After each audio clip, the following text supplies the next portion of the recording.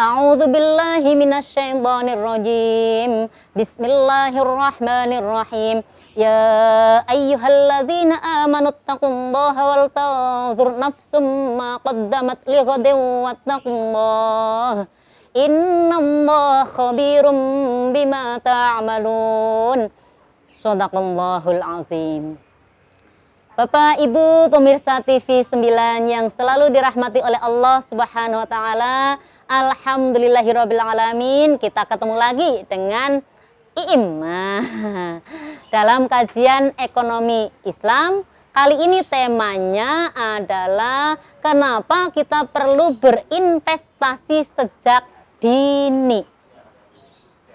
Jadi kita akan membahas apa itu investasi, kenapa perlu investasi. Jadi nanti endingnya, tujuannya adalah mempersiapkan masa depan yang cerah, yang kinclong. Mempersiapkan itu. Investasi itu apa? Investasi adalah mempertahankan, mengelola, menanam modal harta kita itu dikelola saat ini dengan tujuan apa? Supaya nanti mendapatkan manfaatnya di kemudian hari. Lah berarti sama dong Bu dengan menabung? Loh enggak. Kalau menabung itu kita punya dana ditabung. Kalau investasi tidak hanya nabung, tetapi dikembangkan, dikelola supaya ada penambahan, tumbuh, tambah nilainya, tambah kekayaan kita. Jadi kalau nabung itu tujuannya adalah, tujuan nabung itu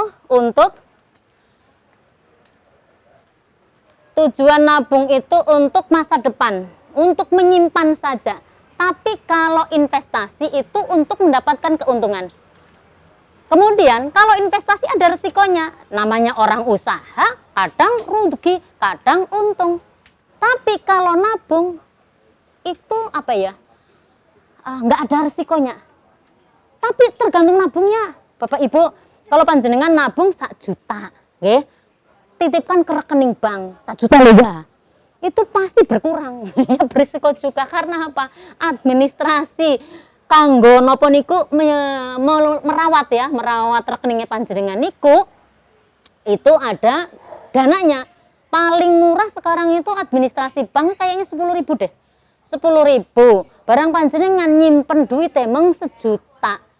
Itu jadi bisa berkurang. Karena apa? Bunga atau bagi hasilnya yen 1 juta. Halah mung pirang ewu ngono lho. Pokoke ngono. Wong saya punya rekening salah satunya misalnya di suatu bank pemerintah, setiap bulan itu kurang karena administrasinya sekitar 11.500 lah, ora cocok. Itu nabung loh ya. Nah, jadi walaupun nabung itu bagus, nanti kalau ada kebutuhan kita bisa pakai itu, tidak harus ngutang-ngutang. Tetapi nggak cukup harus nabung toh, harus berinvestasi. Kenapa harus berinvestasi? Iya, karena apa? Terjadi inflasi. Oh lah, Bu Imi ngomong apa sih? Inflasi. Apa inflasi? Inflasi itu naiknya harga-harga barang dan jasa secara umum dan terus-menerus. Apa kue maksudnya, Bu? Iya, nilai uang tahun 2015 kemarin sama-sama 100 ribunya dengan nilai uang 100 ribu saat ini iku luwih murah nilai uang saat ini. Jadi contohnya mie instan paling gampang. Dulu pas aku kuliah tahun 90-an, kuwi regane mie instan sak bungkus 200 rupiah. Sekarang berapa Bapak Ibu? Mie instan itu harganya berapa? 2.500, 2.500. Bahkan ada yang 2.800. Berarti 10 berapa ya? 10 kali lipat, pokoknya 10 kali lipat. Artinya nopo Bunda, Mbak Yu, Mbak, Mas, yang panjenengan boten nate investasi, kuwi berarti artone panjenengan nilainya akan semakin berkurang. Lah, nanti kalau ada persoalan misalnya, kan kita itu semakin tua semakin kurang produktif. Nggih, misalipun nuwun sewu sing mboten PNS, misalipun sing mboten punya pekerjaan yang tetap, misalnya penjual buah-buahan, di pasar induk. Kalau dulu masih muda, nggawa rengkek, isine pelem, rengkek gede banget, masih kuat. Tapi semakin tua, kekuatannya berkurang, tentu kulaannya juga tidak semakin sering. Jadi kalau dulu ketika produktif, misalnya dapat keuntungan satu hari bisa 200.000, nah nanti semakin tua mungkin karena tenaganya juga berkurang kan, jadi mungkin 100.000 dan lain sebagainya. Padahal kebutuhan kita semakin tua itu kurang sehat, mungkin kurang produktif. Kalau kurang sehat apalagi sakit. Nah kalau sakit itu berarti kudu ono wong punya harus asisten rumah tangga sing rumat, sing gawe ke bubur dan lain sebagainya. Berarti kan kebutuhan dananya semakin bagus, semakin banyak. Lah, misalipun harta kita tidak diinvestasikan, kit biyen misalnya saya sejak muda itu nabung, Bu. Nabungnya misalnya sekarang ada 100 juta. Lah, 100 juta sekarang dengan 100 juta pada tahun 1990 itu sangat beda. Contohnya kakean Bu 100 juta, ini contohnya inflasiku ya. Dulu saya kuliah di UIN Jogja, SPP-nya 60.000 per semester. Barang sekarang, mahasiswa UIN, halo UKT-nya berapa? Ada yang UKT-nya S1 itu 9 juta. Bayang no, sudah berkali lipat itu. Ya, jadi seandainya uang 10 juta zaman tahun 90 dengan zaman sekarang itu sudah sangat berbeda. Jadi kenapa perlu investasi itu diantaranya tadi, agar nilai uang kita itu bisa nututi ketika berubah tahun, ketika terjadinya inflasi. Ya, persoalannya aset apa saja yang bisa diinvestasikan? Ada aset real. Aset real itu berarti rumah, tanah, pekarangan, kebun, emas. Bu, kalau mobil gimana? Alah, jadi sopo kuwi? Mobil iku ngorot, ora investasi, malahane duit ngilang kabeh. Ora sanggaya to. Mertuane ning ngarepe omah ndodok ndek mobil barang, ya. Enggak investasi itu. Itu investasi real ya. Kemudian ada investasi finansial. Investasi finansial itu bongsone sing ning pasar saham, ada deposito, tabungan, urutannya tabungan, deposito, emas, kemudian saham atau reksadana. Itu yang investasi finansial. Loh, kalau begitu berarti investasiku hanya untuk orang yang kaya? Enggak. Ya. Jadi investasi itu siapapun yang di finansial, misalnya bayangannya kok nih pasar saham. Loh, sekarang itu banyak aplikasi Bapak Ibu, Mbak Mas ya. Jadi panjenengan cukup 1 bulan 100.000, titipkan aja ke reksadana. Itu sudah bisa investasi. Lah kalau yang investasi real tadi, panjenengan kebetulan punya tanah. Tanahnya, rumahnya usahakan tidak dijual. Lah Bu, kanggo sekolah anak, kanggo maem bendino kerja. Supaya apa? Tanahnya itu tidak dijual, itu pun sudah bentuk investasi. Karena apa? Tanah sekarang misalnya di sini nih per meter mungkin 2 juta. Loh, 10 tahun lagi ini sak meter wis 10 juta. Itu artinya investasi. Jadi Bapak Ibu, investasi itu bukan punya orang kaya saja, tapi orang biasa saja yang kebetulan punya tinggalan tanah, rumah dan lain sebagainya. Jangan dijual. Untuk keperluan sehari-hari panjenengan harus bekerja supaya apa? Itu tadi tanah, rumah dan lain sebagainya untuk investasi. Pemirsa TV 9 yang dirahmati oleh Allah, kita lanjutkan tadi itu pentingnya berinvestasi, okay? Apa ya? Karena apa? Uang kita ya, uang kita itu pasti terjadi penurunan nilai karena inflasi. Inflasi itu naiknya harga barang itu terus setiap tahun, harga barang dan jasa itu terus naik. Nah, kalau kita nggak berinvestasi, maka kita nggak nututi dengan perubahan terjadinya inflasi itu. Nah, aset yang bisa untuk investasi adalah aset real, tadi emas, emas, kemudian mobil, salah mana, emas, rumah, tanah. Nah, sekarang biasanya saya pengen berinvestasi yang berbeda, karena investasi juga harus apa ya, harus macam-macam. Jangan tanah kabeh, enggak. Memang harus macam-macam lah. Sekarang untuk anak-anak milenial, latihan, nggih. Bapak Ibu yang kurang milenial enggak apa-apa ya. Putra-putri ini diajari. Itu ada yang bisa untuk investasi aset finansial. Ya, aset finansial itu sing lewate nang bank, lewate ning pasar saham. Di antaranya pertama adalah tabungan ya. Tabungan walaupun tidak tumbuh tapi lumayan karena investasi tabungan itu mendisiplinkan kita supaya apa? Mencegah jangan terlalu boros. Nah, jadi yang pertama itu tadi tabungan, yang kedua deposito ya. Deposito itu tabungan, tapi luwih kalau tabungan kan bisa sewaktu-waktu diambil. Ya, bisa saja aku baru nabung kemarin tapi saya butuh tak cukup. Itu tabungan. Kalau deposito nggak bisa. Tabungan berjangka. Jadi waktunya itu ada yang 1 bulan, 3 bulan, selama belum jatuh tempo nggak bisa diambil. Tapi deposito itu ada yang non penalti. Jadi nol penalti itu misalnya perjanjiannya 3 bulan, tapi ternyata sebelum 3 bulan aku butuh, diambil dulu tanpa kena denda juga ada. Ya, sekarang variasinya macam-macam.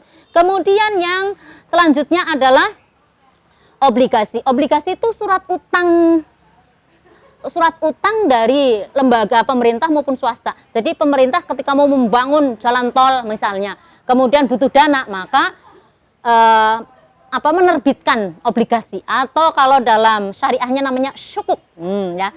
Itu berarti per lembar-lembarnya, misalnya per lembarnya 10 juta, kita beli berapa lembar, itu bunganya atau bagi hasilnya ada yang di depan, ada yang di akhir. Dan obligasi yang saya jelaskan tadi itu berarti semakin ke sini batine untungnya lebih banyak ya. Jadi deposito obligasi itu lebih banyak keuntungannya dari deposito gitu ya. Nah, kemudian yang terakhir adalah saham ya. Saham itu surat kepemilikan perusahaan. Nah, ini sekarang itu harus gaya ya. Saya juga menjadi pemiliknya PT Semen Gresik. Padahal duweni mung sak slot. Sak slot itu isinya 100. Misalnya ternyata sak slot itu ono sing regane mung 500 rupiah, ada yang 100 rupiah begitu ya. Tapi gaya kalau ada rapat umum pemegang saham. Jenengan yang cuma 1 slot aja berharap diundang talah, aja sombong. Jadi kenapa kemudian kenapa misalnya privat ya yang punya pemerintah itu harus di atas 50%, karena apa? Kalau 51% berarti suara kita sebagai pemilik saham kuat. Jadi kalau ada voting kita menang. Gitu loh ya. Biar rada ngerti titik lah. Panjenengan kalau pemula ojo wanen lewat langsung nang pasar saham. Apa meneh kemudian. Jadi investasi di pasar finansial itu kan ada resikonya ya. Resikonya bukan karena kemungkinan kerugiannya, tetapi resikonya itu karena terlalu serakah. Saya ulangi ya, ojo kemaruk, ojo serakah kalau mau berinvestasi. Lah wong ora pengalaman babar blas, tiwas semangat. Ini setelah pandemi, kemarin kan hancur tuh ya nilai saham. Setelah ini nih ada pertumbuhan ekonomi, tak dol tanahku buat beli sahamnya Unilever misalnya. Lah, ku jenenge serakah, orang duwe ilmune kok yo ngalamat jenengan bunuh diri, ya. Jadi jangan sampai kebablasan. Orang berinvestasi jangan sampai untuk berinvestasi sampai menjual aset kita. Keliru banget. Nggak ada. Jadi nggak ada keuntungan dari investasi itu yang bisa mengimbangi dari hasil investasi panjenengan sendiri. Jadi jangan sampai. Nah, sekarang kalau kemudian pemula harus bagaimana? Lewatlah reksadana. Apa iku Bu reksadana? Gampangane panjenengan, saya, Mbak Ais, Mbak V ya, rada melarat. Tapi pengen investasi. Cukup dikumpulke ya. Misalnya manajer investasi nih Mas Black. Mas Black, aku titip ke bla bla bla bla. Engko Mas Black sing mengelola duit kita. Jadi di saham itu Mas Black yang nanti saham itu kalau di di YouTuber itu pasar saham itu ibaratnya Bursa Efek Jakarta misalnya. Itu ibaratnya pasar buah. Pasar buah. Lah saya mau beli, boleh nggak beli kate sairis? Ini pasar induk kok tuku kate sairis. Kemudian mangga mudanya ya sairis tok, karena aku mau buat rujak tapi nggak punya. Lah, itu nggak bisa. Makanya saya titipkan ke Mas Black yang jadi pedagang rujak di situ, aku butuhnya ini. Gitu loh. Gambarannya begitu. Jadi enaknya reksadana itu kita titipkan aja uangnya, nanti yang ngurus Mas manajer investasi itu. Kemudian uangnya juga bisa diambil sewaktu-waktu. Tinggal kita hubungi aja manajer investasi, saya butuh ini, bisa enggak? Itu 2-3 hari bisa cair uang kita, liquid ya. Kemudian juga tidak terkena pajak. Itu di reksadana itu seperti itu. Cuman ya harus hati-hati. Jadi reksadana itu orangnya yang manajer investasi itu harus ada izin.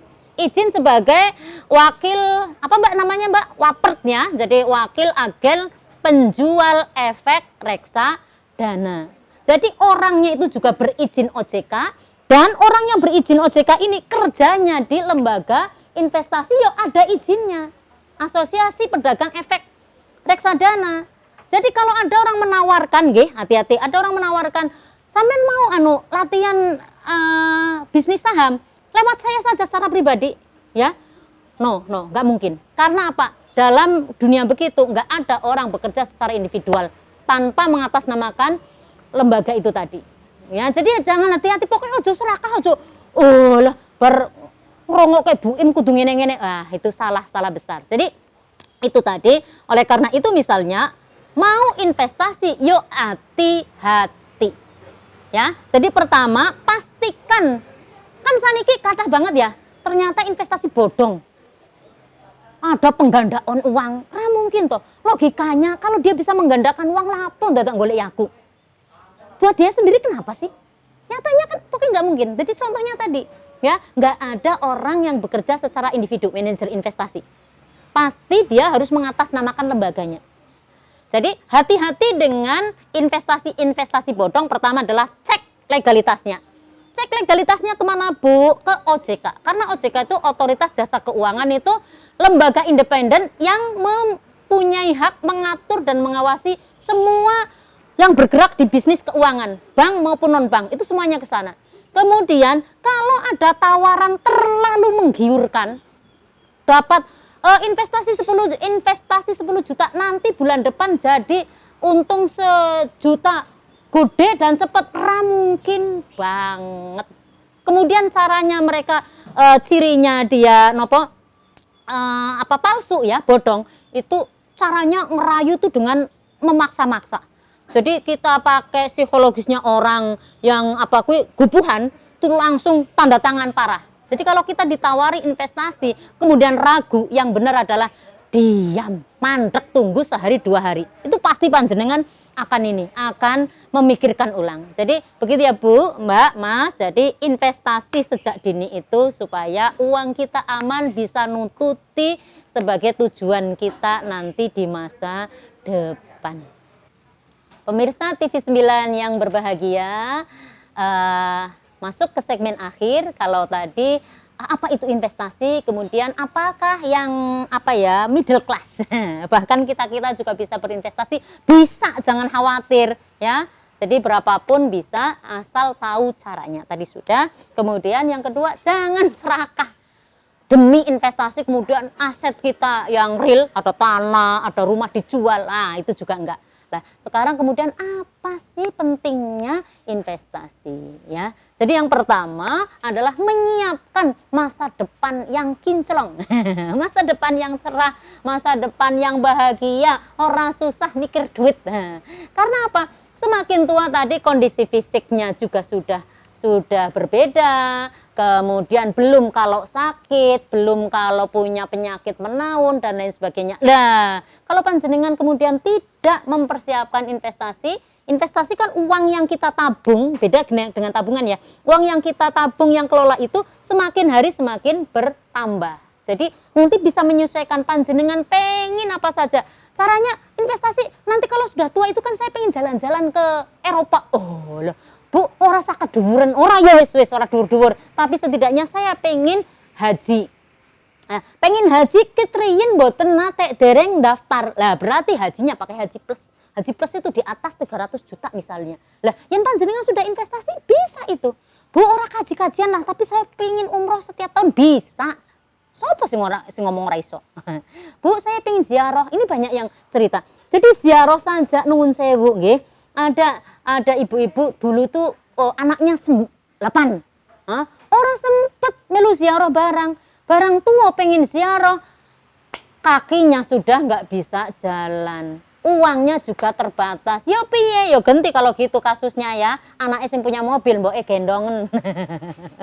Tapi setidaknya dengan berinvestasi, keinginan cita-cita masa depan kita atau apa yang belum terwujud, insya Allah bisa diwujudkan dengan tabungan panjenengan karena investasi. Kemudian yang kedua, apa sih pentingnya investasi? Yang kedua adalah mewujudkan kebebasan finansial. Napa Apa nih kok kebebasan finansial? Kebebasan finansial itu tidak harus dituntut bekerja keras, tetapi investasi harta kita tadi sudah memberikan penghasilan pasif secara tetap. Apa penghasilan pasif, Bu? Kita nggak kerja, tapi untungnya bagian misalnya saya punya warung, nah ini warung pule, rumah pule misalnya, itu sudah dibangun oleh yang punya itu sejak awal, tinggal kemudian menikmati hasilnya. Nah, itu namanya kebebasan finansial. Saatnya uang yang bekerja untuk kita, bukan kita kerja untuk mendapatkan uang. Jadi kalau sekarang itu ya masing-masing baru merintis usaha, itu berarti kita bekerja untuk mendapatkan uang. Tapi dengan investasi nanti uanglah yang akan memberikan kita kepuasan. Ya, bekerja untuk kita. Kemudian yang ketiga adalah melatih disiplin diri dalam mengelola keuangan. Dengan berinvestasi, ini uang yang saya dapatkan ada yang untuk kebutuhan pokok, misalnya gaji saya 5 juta, kemudian untuk makan 2.500.000, tak tabung 500.000, berarti yang untuk investasi 2 juta. Nah, kalau kita sudah terbiasa berinvestasi kayak gitu, maka disiplin, pengen opo-opo konsone poya-poya, itu juga kita nggak usah. Jadi salah kaprah, masa muda itu masa untuk berfoya-foya, sekali hidup kenapa dinikmati? Wah, itu salah weh, ini salah kayak gitu salah ya. Sing bener tetap panjenengan Mbak Mas ya, anak-anakku tetap harus berinvestasi. Kemudian yang keempat adalah menambah. Jadi dengan investasi itu menambah nilai aset dan kekayaan kita. Nah, jadi kalau kita investasikan misalnya, dulu ini rumah pule mungkin ketika membangun ini dengan tanahnya paling seharga 500 juta mungkin. Tetapi dengan diinvestasikan kayak gitu, setiap bulannya dapat penghasilan dan lain sebagainya. 5 tahun lagi ini sudah berapa kira-kira Mas? 10 miliar nggak boleh. Nah, itu karena diinvestasikan. Kemudian yang terakhir yaitu membantu pemerintah menjaga inflasi. Kalau kita investasikan, berarti kita kan nggak pinginan tuku-tuku. Kalau kita kemudian tidak berinvestasi, apa-apa serba dibelanjakan, berarti menambah permintaan akan barang. Kalau permintaannya banyak, maka harganya naik. Lah, dengan panjenengan investasi, maka ya persentase kenaikan inflasi lajunya itu bisa ditekan. Saya ulangi lagi Bapak Ibu, jadi investasi itu mengelola keuangan kita saat ini, diharapkan nanti ya dikelola, ditumbuhkan, dikerjakan, mendapatkan hasil ke masa depan. Semuanya tujuannya agar kita nyaman di masa tua kita. Tetapi sekali lagi investasi jangan serakah, jangan sampai demi investasi tapi panjenengan harus menjual harta, benda, aset real panjenengan. Jangan begitu. Semoga bermanfaat. Kurang lebihnya mohon maaf. Wallahul muwaffiq ila aqwamit thoriq.